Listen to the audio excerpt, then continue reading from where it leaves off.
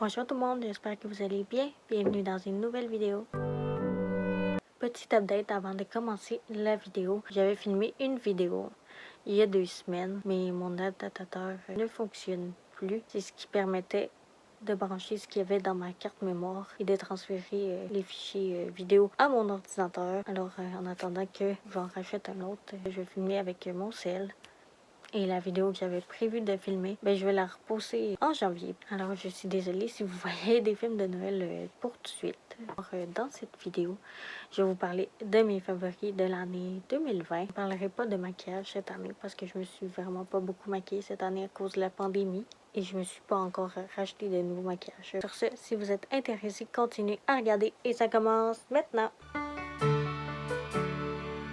Premier produit que j'ai à vous parler, c'est la compagnie Au Naturel. C'est une compagnie canadienne qui est 100% naturelle et non testée sur les animaux. Ça peut être des chandelles, des crèmes, des sels de bain et pas mal d'autres produits. Je vais laisser le site en barre d'informations. Mais ce que j'aime beaucoup, moi, c'est la crème hydratante. Moi, je l'utilise beaucoup sur mes mains le soir parce que à force de me laver les mains, j'ai les mains secs à la fin de la journée. Et j'ai aussi le baume à lèvres. Celui-là est à la framboise, mais j'en ai un autre à la vanille aussi. Et comme vous savez, j'ai les lèvres pas mal sèches parce que l'hiver s'en vient et tous les changements de saison. Il y a aussi la brosse séchoir de Revlon que j'aime vraiment beaucoup parce que ça brosse et ça sèche en même temps. Parce qu'avant, je détestais vraiment me sécher avec un séchoir traditionnel. Je trouvais ça trop long. C'est sûr, au début, c'est quand même difficile. Tu sais pas trop comment ça fonctionne, mais après 2-3 fois, on s'habitue. Moi, je le mets au moins fort parce que au plus chaud, il est vraiment, vraiment chaud. Ça dépend de votre type de cheveux aussi. Maintenant, c'est la section bouffe. J'aime beaucoup les cocktails sans alcool. d'Atypique, qui est la compagnie d'Étienne Boulay et toute son équipe. Il y a 4 saveurs. Ma saveur préférée, c'est le spritz. Ça a un goût un peu d'agrumes, un peu comme du jus de pamplemousse. C'est vraiment bon. Et j'aime beaucoup aussi le mojito, qui a un goût un petit peu plus doux, mais il est très bon. Et un autre de mes préférés, c'est le rum and coke, qui a un goût un petit peu plus fort. Puis ce que j'aime, c'est que le coke dedans, il est beaucoup moins sucré que d'habitude. Et le dernier, c'est le gin tonic, que j'aime un peu moins parce qu'il est un petit peu plus amer. Il est pas mal disponible dans tous les GA et les dépanneurs voisins. Et je vous conseille vraiment d'y goûter parce que moi, je peux plus m'en passer. Comme vous le savez peut-être, je suis pas mal intolérante aux produits laitiers. Alors, je prends beaucoup de lait d'avoine et de lait d'amande. Mes préférés, c'est le Earth's Own, le lait d'avoine.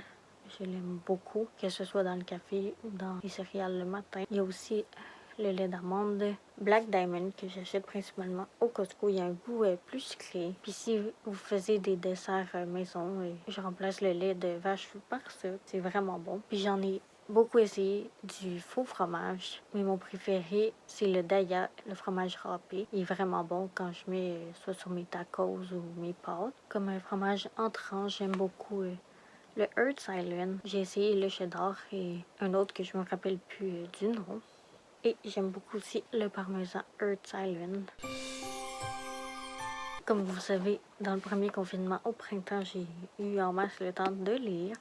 Alors j'ai fini la série Elsie, qui était le dernier tome.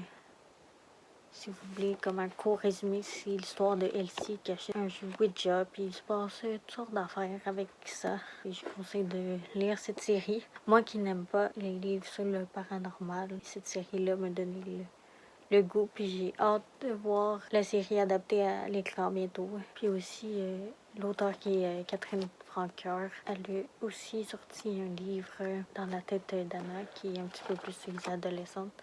Mais je ne l'ai pas lu encore. Peut-être que je vous en parlerai dans une autre vidéo. J'ai aussi lu le 4e tome de Marianne. J'ai bien hâte de voir le dernier livre qui va sortir bientôt. J'ai hâte de voir comment ça va finir. Un court résumé, c'est l'histoire de Marianne qui a 14 ou 15 ans. Je suis plus sûre. Il arrive plein de choses avec son amoureux Philippe. C'est écrit par Marie-Hélène Girard, qui était une de mes préférées sur YouTube, surtout ses vlogs. Pour l'instant, elle a pris une pause des réseaux sociaux. J'espère qu'elle va revenir bientôt. J'ai aussi lu, vous savez que j'aime beaucoup La vie compliquée de Léa Olivier. Et l'auteur qui est Catherine Girard-Audet, elle fait des hors-séries, si on peut dire. Et j'ai vraiment adoré La vie compliquée de Olivier, qui sont à New York, qui racontent leur voyage. Et aussi, ça me rappelait mon voyage à New York, autour de Léa et son frère Félix, ses amis Jeanne et Isaac. Et j'ai lu aussi L'été d'après de Sarah Maud Beauchesne. Si vous avez suivi la série L'Académie. Et dans ce livre-là, c'est la suite d'après la saison 3. Et on sait ce qui se passe dans la vie de Agathe, Marie et Wendy. Je trouve que c'est un livre facile à lire et c'est bien écrit aussi. J'ai lu aussi le livre L'envers des réseaux sociaux par Cassandra Bouchard, qui est youtubeuse et créatrice de contenu. Ce livre-là m'a fait vraiment réfléchir sur ce que je voulais publier dans l'avenir sur ma chaîne YouTube et ce que je publiais sur Instagram. Et c'est aussi un livre qui est écrit par 13 autres influenceurs. Je vous conseille de lire, il y a vraiment des bons conseils là-dedans si vous voulez commencer comme moi sur les réseaux sociaux. Que je suis en train de lire, que je n'ai pas tout à fait fini, mais c'est L'incroyable voyage d'Audrey Mercier. C'est un livre sur une enseignante que ses enfants lui offrent un voyage en Colombie-Britannique. Ce qu'elle a toujours voulu. Mais là, elle part avec un collègue de travail qu'elle connaît pas beaucoup. J'ai hâte de le finir. Puis peut-être que je vous en parlerai dans une autre vidéo. On parle maintenant des émissions de télé. J'aime beaucoup la nouvelle émission à tour de rôle avec Marie-Ève Janvier qui invite deux artistes qu'on revoit leur carrière du début à la fin. C'est vraiment le fun. Moi, je suis quelqu'un de très nostalgique. J'aime beaucoup cette émission-là pour ça parce qu'on revoit des rôles qui ont été marquants. Puis des fois, ça me fait apprendre d'autres émissions que je n'ai jamais regardées. J'ai regardé aussi la nouvelle émission de Joselito Michaud, qui est une émission quand même assez sérieuse parce qu'il parle des sujets quand même assez difficiles à entendre. Et je vous conseille pas d'écouter ça quand vous êtes déprimé. Par contre, j'écoute aussi Pour toujours plus un jour, qui est une émission avec Catherine Brunet et Pierre-Luc Funk, qui y a d'autres aussi personnages, qui est l'histoire de Chuck, qui sait qu'il va mourir bientôt, puis avec sa blonde Delphine, ils veulent profiter de la vie et c'est plein de choses. C'est ce que j'aime de cette série, que c'est à la fois drôle, à la fois sérieux, et ça vous fait réfléchir aussi. Et aussi, il va y avoir une saison 2, j'ai bien hâte de la voir. Et il y a aussi l'émission de Marc Dupré en studio, qui invite des gens comme tout le monde, qui sont pas nécessairement connus à la télé, qui les invitent à chanter une chanson qu'ils ont marquée. Et je trouve c'est une émission qu'on a besoin en ce moment, qui fait du bien. Je conseille vraiment de l'écouter. Et les films que j'ai écoutés cette année, il n'y en a pas beaucoup parce qu'il n'y en a pas beaucoup de nouveaux films qui sont sortis au cinéma cette année. Mais j'ai vraiment adoré 14 jours, 12 nuits, qui est avec Anne Dorval, une autre comédienne que je me souviens pas du nom, mais je le mettrai en bas de l'écran. Le personnage d'Anne Dorval revient dans le pays d'origine de sa fille et par un hasard elle rencontre sa mère biologique. Fait que c'est l'histoire de ces deux femmes-là. Et c'est le dernier film que j'ai vu avant le début de la pandémie. Alors si vous avez de la chance de le voir, soit sur Lico ou autre, je vous le conseille vraiment. Et à Noël passé, j'avais vu Merci pour tout, qui est joué par Magali Lépine-Blondeau et Julie Perrault, qui est l'histoire de deux sœurs qui ne sont pas vues depuis un bon bout. Leur père meurt au début du film, alors ils vont s'occuper de toutes les funérailles. Et c'est toute une histoire de péripéties. Il se passe beaucoup de choses. C'est une comédie, alors c'est vraiment drôle. Le dernier film que j'ai vu, c'est Mulan. J'ai vraiment adoré le film parce que le dessin animé que j'avais vu quand j'étais jeune, je m'en rappelle pas beaucoup. Je trouve ça juste dommage qu'ils ont enlevé le personnage de Mouchou. Mais bon, c'est un bon petit film à regarder en famille. Je vais terminer la vidéo avec un petit live update de ce qui se passe de nouveau dans ma vie. Si vous n'êtes pas intéressé, vous n'avez qu'à sauter. Alors c'est ça, pour ceux qui ne le savaient pas, j'avais une job du mois de mars au mois d'octobre. C'est juste mon contrat, il a fini à 6 mois. C'est là où je coupais des vêtements, je pliais des draps. Des fois, je faisais un peu d'emballage aussi.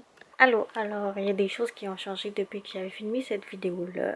Je m'avais trouvé une job, c'était en emballage et j'occupais des commandes des clients et aussi j'organisais le petit magasin, c'est là où on entreposait les cannes et autres. J'étais pas la bonne personne qui recherchait malheureusement, mais c'est ça, je vais me trouver une job, mais là je prends ça un petit peu plus relax et je vous en donnerai des nouvelles. Et maintenant je suis de retour avec ma caméra. Je me suis acheté un nouvel adaptateur, tout fonctionne maintenant. Alors je vous laisse au reste de la vidéo. Alors, un deuxième point que je voulais aborder aussi, vous savez que beaucoup youtubeuses font le Vlogmas, des vlogs du 1er au 23-24 décembre. Mais je le ferai pas cette année, même si j'avais dit que je le ferais l'année passée. Mais il y a cette maudite pandémie. Alors, il se passe pas grand-chose dans ma vie. Je vais le faire à un moment donné. C'est un défi que je me lance. Ce que j'avais fait dans les autres années, j'avais fait une vidéo à chaque semaine, mais là, il n'y a pas grand-chose de nouveau qui se passe. On est encore en confinement. Mais j'avais 2-3 vidéos déjà de prévues que vous allez voir. Puis ça vous tente de regarder mes autres vidéos de Noël. Les autres années, je vais laisser en haut dans les cartes. C'est tout pour cette vidéo-ci. J'espère que vous avez apprécié. Si c'est le cas, faites un beau thumbs up. N'oubliez pas de vous abonner à ma chaîne si ça vous tente. Sur ce, on se revoit très bientôt dans une prochaine vidéo. Bye bye tout le monde!